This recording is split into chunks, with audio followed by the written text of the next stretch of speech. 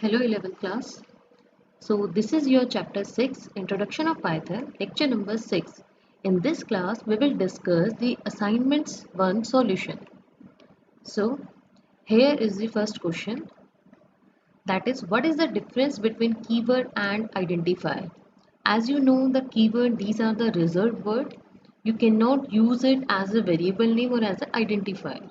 Okay, so keyword is a special word that has a special meaning and purpose. Keywords are reserved words and are a few. For example, if, elif, else, etc. So what is identifier? That is a user defined name. Okay, it can be a variable, an object, a function. Okay, so identifiers are not the reserved words. For example, like underscore, chk, chess, comma, trail. Okay, these are the examples of the identifier. Next is, what are literals? So literals means constants, that is the data item that never change their value during a program run. This is a literal. Next is, what will be the size of the following constant? So here these four are the constant. You have to write the size. So the first one is, this is single quote slash a. So here the size is 1 as there is a one character and that is a string literal. Now next is in inverted comma slash a. So here also one character, that's why the size is 1. Again in single quote and then it will close by the double quote. So here the size is also 1 and it is valid, so it contains just one character, that's why the size is 1. Now it's it under apostrophe and then s, so the size is 4. Next is, what factors guide the choice of identifier in a program? Okay, when you use the identifier, that how will you write the identifier? Okay, this is the question. So these are the factors. That first one is, an identifier must start with a letter or underscore followed by any number of digits or letters. Second one is, no reserved word or standard identifier should be used.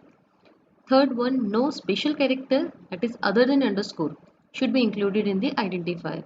You know special character like at the rate, asterisk symbol, and symbol, percentage symbol. Okay, these are the special characters. Now fifth question is, identify the following literal. So these five are the literal. You have to tell that these belong to which category. So the first one is 23.789. So this is a floating point literal. Next is the true. So in true, the value of true, the value in of t is capital. So this is a boolean literally. Next is, it is written in inverted comma. That's why it is a string. Now next is 0x face. So this x is denote the hexadecimal and it is an integer category. That's why it's belong to the hexadecimal part. Next is 00789. This belong to octal, but it is invalid. Why it is invalid? Because as I told you in my previous video, that octal numbers store only 0 to 7. Okay, and here the number is 8 and 9 also come. That's why it is an invalid literal. Next is, you have to find output of the following code. Here the value of x is 2 and the value of y is 6. So here x comma y is equal to y comma x plus 6. The value of x is y. So what is the y is 6. Now when you print the value of x, so it will give you 6. And y is equal to x plus 2.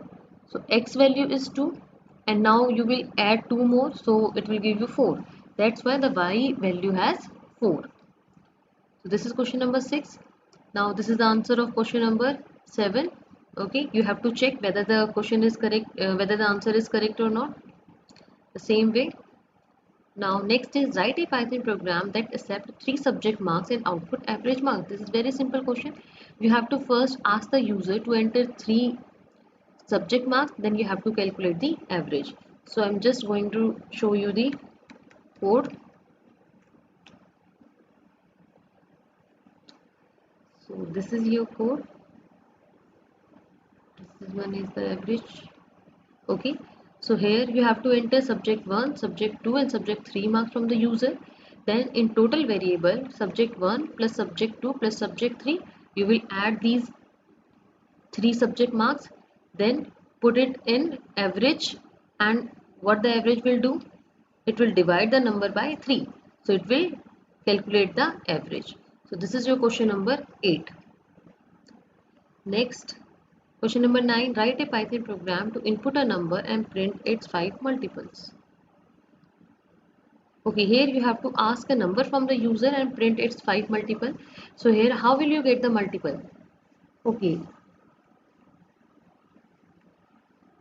here if you enter a number by the user, for example 2, so what are the first multiple? That is 2, then 4, then 6, then 8, then 10. These are the 5 multiples.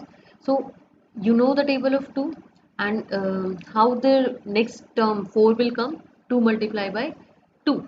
So when if the user enter a number and it will store in a variable, then if you multiply a by 2 and store it in another variable and then print the value, so it will give you the answer.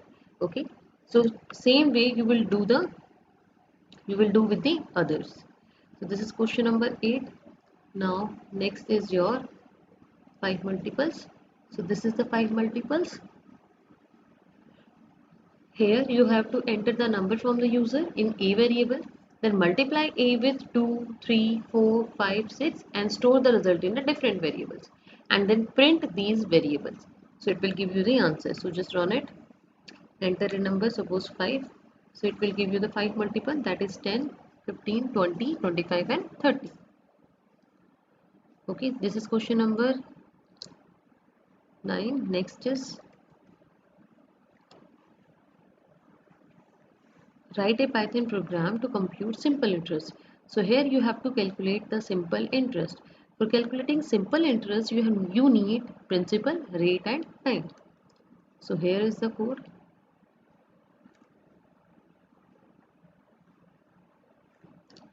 So this is your simple interest program. So here you have to principal, rate, radius and you have to enter the rate and time, that you have to enter from the user, and then in SI variable P multiply by R multiply by T and divide by the 100. So it will give you it will calculate the simple interest and show the result. So just run it. For example, principal is 1000, rate is 2, time is 3. Now the answer is 60.0. Okay, so this is your code. I hope these 10 questions are clear now. So in the next video is for your test. Okay, so just see the next video also and do the test. Okay, so you have to just check the second video. So thank you and have a nice day.